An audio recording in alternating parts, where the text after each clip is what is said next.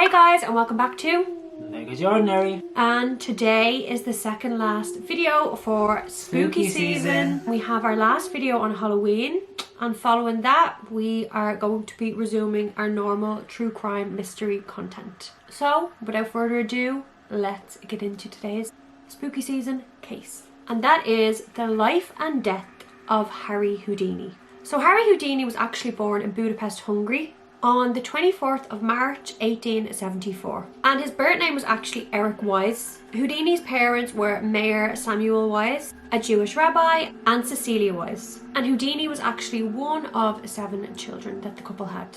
So on the 3rd of July 1978, the Wise family moved from Budapest to Appleton in Wisconsin, USA. Now the family stayed here for a couple of years.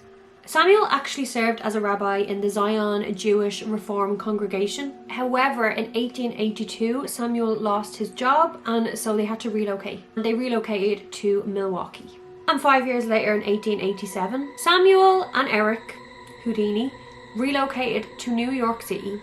Initially, they just went on their own, and once they found a permanent abode, the rest of the family followed them. As the family became poverty-stricken, Houdini had to take on many odd jobs from as young as just 9 years old.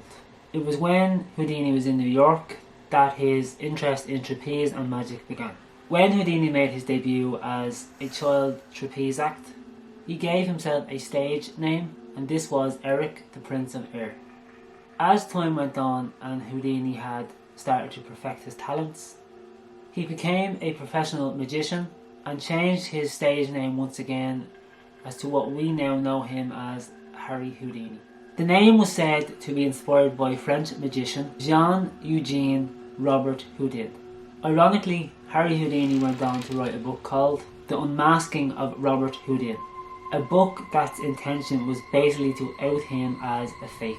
So he was inspired by this French magician, and then once he got, a name for himself, he then created a book to basically say that this man that he was inspired by was actually a fraud. So ironic. Now, the very same year that Houdini launched himself as a professional magician and illusionist in 1894, he met his future wife, who was also a fellow performer, and her name was Wilhelmina Beatrice Rammer. Wilhelmina also had an alias, a stage name, Bess Houdini. She went on to become Houdini's lifelong stage assistant. They actually toured together across the world as the Houdinis. Harryhoudini in his career was known as an extreme daredevil, and he is most famous for some really, really crazy illusions, such as his belly of a whale escape, the East Indian needle trick, the milk can escape, the overboard box escape, buried alive stunt, his escape from murderer's row, the suspended straitjacket, and the Chinese water torture cell. These tricks are just insane. Your heart is in your mouth even thinking about it, and yeah, he was very, very controversial. Most people say he was brilliant, most people say he was scary. I don't know, sometimes when I'm even watching magic tricks like on Britain's Got Talent and stuff like that, my heart has been in my mouth, so I would not be able to have witnessed Harryhoudini's illusions. No. But yeah, definitely look up them specific ones in more detail, because yeah, it's crazy. Houdini toured the world performing his illusions and tricks for jam-packed crowds. Of course, now we understand about the mechanisms behind the tricks. The majority of magicians today are heavily influenced by the works of Harryhoudini. Houdini was also known for his campaign for trying to take down spiritualists and mediums. He basically thought they were all frauds. Houdini didn't believe in the afterlife. He wrote countless books on this topic, but when his own mother died, he was said to be devastated. So he actually attended a seance with the author of the Sherlock Holmes books, Arthur Conan Doyle. Arthur's wife conducted the seance, and during the seance, she scripted 15 pages, claimed to be from Houdini's mother. However, it was all in English, and Houdini said his mother never spoke a word of English. Harryhoudini actually became a Freemason during his life. He was a member of St. Cecil Lodge, number 558 in New York City. During Houdini's Chinese War torture cell performance on the 11th of October 1926 in Albany, New York, he fractured his ankle after being hit during the performance by some faulty equipment. Now, the doctors warned him that he should finish up the remainder of his tour, cancel the rest of his tour dates, and basically rest so it would repair itself. But Houdini chose to blatantly ignore and defy these orders.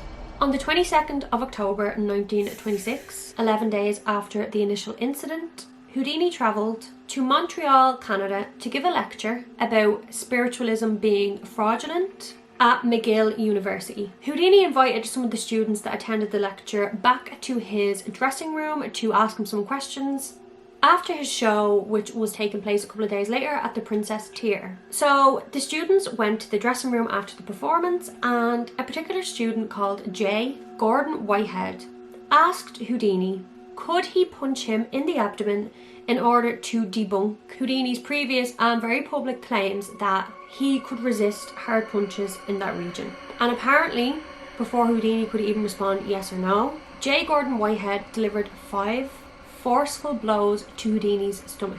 Later that night, Houdini began to express that he had lots of stomach cramps, despite brushing off the incident at the time.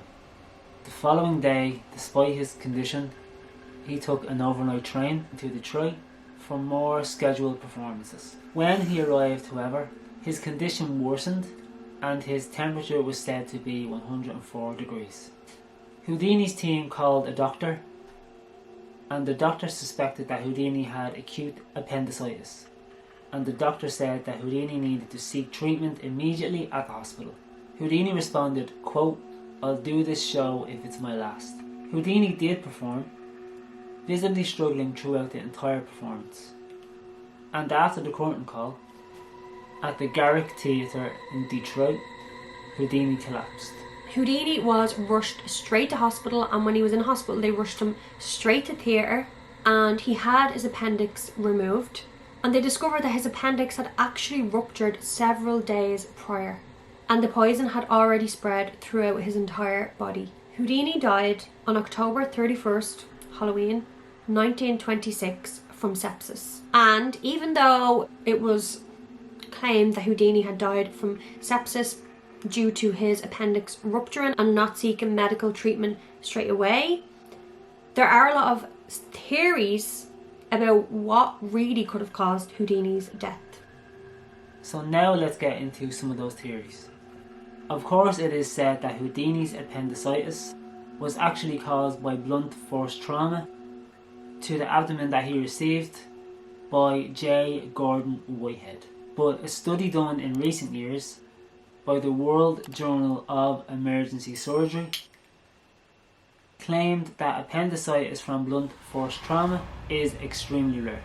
They even said scientists and medical professionals aren't even sure it's possible at all.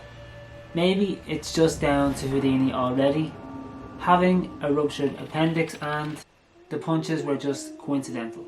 I think Houdini refusing treatment until the very last second had a huge part to play. And obviously Houdini had a lot of enemies. He was basically trying to make spiritualism and mediumship illegal. And Houdini and his wife often received death threats, and despite the death threats, they still chose to travel on tour without any security. There is a theory that maybe somebody from the spiritualist community cursed Houdini or snuck into the hospital and poisoned him. Houdini was actually buried without an autopsy ever being performed, and his great nephew actually requested that his body be exhumed back in 2007 to see if he actually was murdered.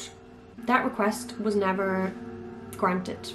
Houdini's body was never exhumed. So maybe the fact that he didn't have an autopsy, maybe it was one big cover-up and they just said that, you know, his appendix ruptured just like as a normal cause of death, as a way out. Because if he was being poisoned, that I'm sure would also, you know, emulate some of the symptoms that he was having, you know, stomach problems, fever, etc, etc. So who knows? How ironic is it that all of these dangerous, you know, life or death illusions and tricks that he performed day in, day out, like in front of audiences, didn't kill him, but his appendix ruptured it. Like, it's just so ironic. On his deathbed, Houdini promised his wife that he would communicate to her from beyond the grave.